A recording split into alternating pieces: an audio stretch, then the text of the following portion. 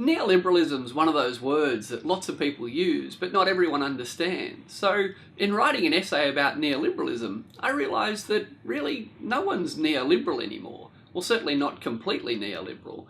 Minister for Resources Matt Canavan wants to subsidise coal mines. Well, I want to subsidise dental care.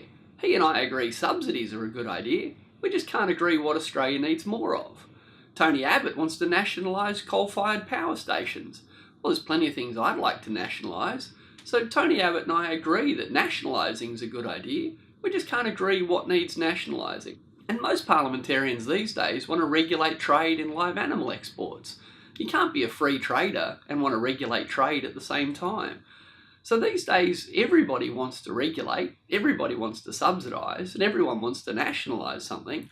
We just need to have a big, open, democratic debate about what Australia wants more of, what we want less of, what we want to regulate, and what we want people to be free to choose to do themselves. It's not complicated. That's what democracy was set up to answer those questions for. Australia is one of the richest countries in the world, and we live at the richest point in world history.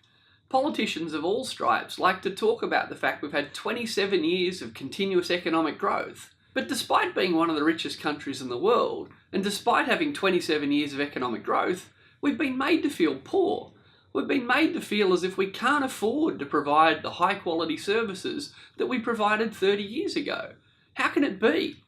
How can the economy keep growing, but we can't afford to do things we used to be able to afford to do? Well, of course we can afford to do whatever we want. As one of the richest countries in the world, simply if we can't afford to do it, then who in the world can?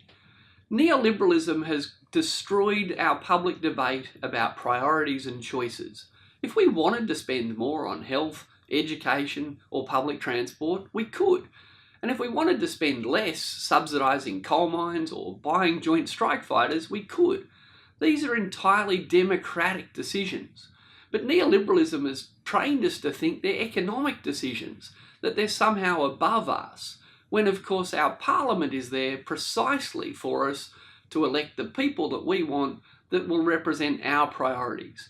If we want to spend more on something in Australia, we can. If we want to spend less on it, we can. We're not poor, we're rich. We can afford to do anything we want, but we can't afford to do everything we want. We just have to make choices. But neoliberalism's told us there are no choices to make. That's crap.